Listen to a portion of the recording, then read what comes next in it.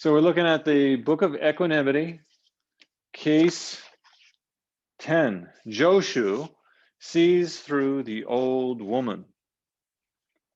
Now, if you remember from last time we looked at the Book of Equanimity, we were looking at Nansen kills the cat. And Joshu played a role in that story as well. So we were introduced to Joshu last case, and now we see him again in this case. This time he plays a more prominent role. In the last case, he played the role of the wise and compassionate person. In this case, it's a little bit different. Attention. There was an old woman on the road to Great Mountain. Sometimes a monk would ask which way it was to Great Mountain, and Taizan, Great Mountain. And she would reply, straight ahead. The monk would proceed a little, and the old woman would say, a fine priest going on like that again. A monk related this to Joshu, and Joshu said, wait, I'll examine her for you. Joshu went and also asked the same question, and the old woman gave the same answer. The next day, Joshu ascended the high seat and said, for your sakes, I've seen that old woman through and through. All right, well, what did Joshu see? What do we make out of this particular case of the Shoyo Roku? It doesn't seem to be saying, like, what did Joshu see? What did the old woman see? Why did the monk ask such a question? Like, why is this old lady saying this? So as I mentioned, Joshu was considered the wise one in the previous story. I think in this story, perhaps the old woman is the symbol of wisdom. Oftentimes when you see an old woman depicted in Zen stories, the old woman is the wise one. And here, this old woman, she says the same thing to every monk that goes by. Go straight ahead. Right?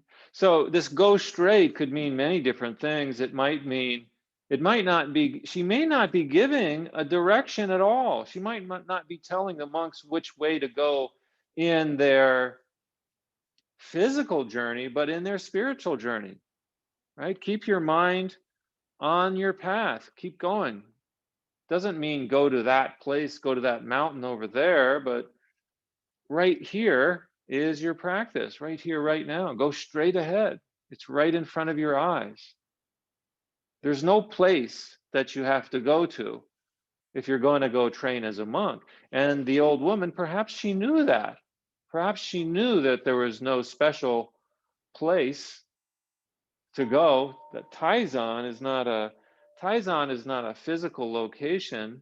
The Great Mountain is not just a physical location, it's a physical location, but it's not just a physical location. The Great Mountain is right in front of us. There's no special place to go. But the other thing she does is she makes no distinction between any of these monks that come by, right? She doesn't give, like, Joshu is supposed to be this wise teacher like Shariputra in the time of the Buddha, Joshu. And she doesn't make any distinction between any of the monks. He's just one of the other monks. He's not a special designated person that she should tell him something different. He's just the same as all the other ones. Of course, he's a little bit different, but we're all a little bit different. But she's recognizing, I think, the ultimate dimension. Joshu, she doesn't make this big distinction that he's somehow a teacher enlightened compared to the monk in training who's unenlightened. She tells them both the exact same thing. And you'd think it would be different, right? If Joshu was really enlightened, maybe the teacher would, or the old woman would treat him with greater respect, maybe because he's enlightened. But that's not how it is in Zen, in Buddhism. The teacher doesn't get a higher designation in the world of the ultimate compared to the students. They get the same designation. Right? That both the teacher and the student have Buddha nature. I remember a story my teacher shared with me when she was first training in Japan. She'd been training with a Rinzai master, a Linchi master named Omori Sogen Roshi for some time, and she really could tell something different between the teacher and the students. And then she went to train with her Soto, her Kaodong teacher, Noradaito Roshi. And Noradaito Roshi invited all of these monks to practice with him at his temple. And one of the monks that he invited was his teacher. So my teacher's teacher's teacher was coming. And my teacher never met him before, never met her teacher's teacher before that. So she was wondering, she saw this group of monks together working in the fields or doing some cleaning around the temple, and she couldn't tell which one was the teacher because they all looked the same. They were all doing the same thing, working together in harmony. And that's really the mark of a good teacher, is that they don't stick out. They don't stick out. They blend in with everybody else.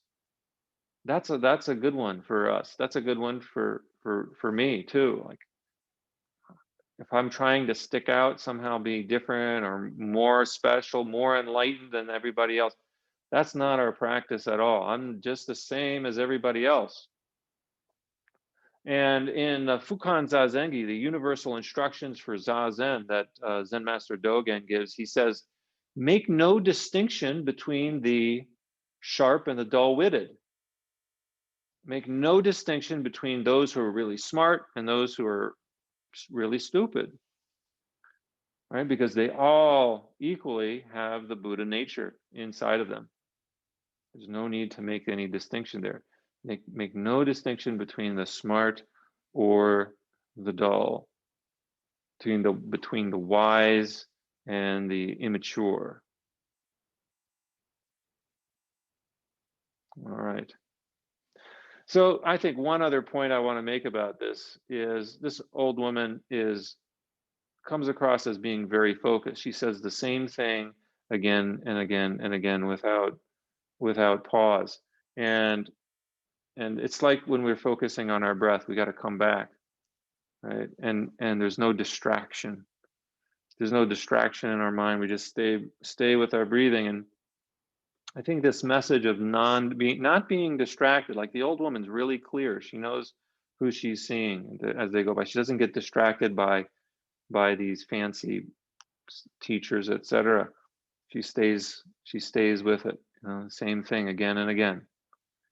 And that's important for us, for our practice too, is to stay without getting distracted. And this is incredibly difficult in our time. Is how easy it is for us to get distracted by so many things. The internet is like a black hole on my computer screen. I just get sucked into different things.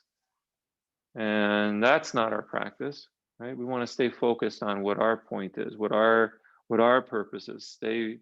Stay with the great matter of life and death. Stay focused on that. Yeah. All right. Thanks for listening. I have a question. Yeah, I'm just gonna stop recording and then go for it.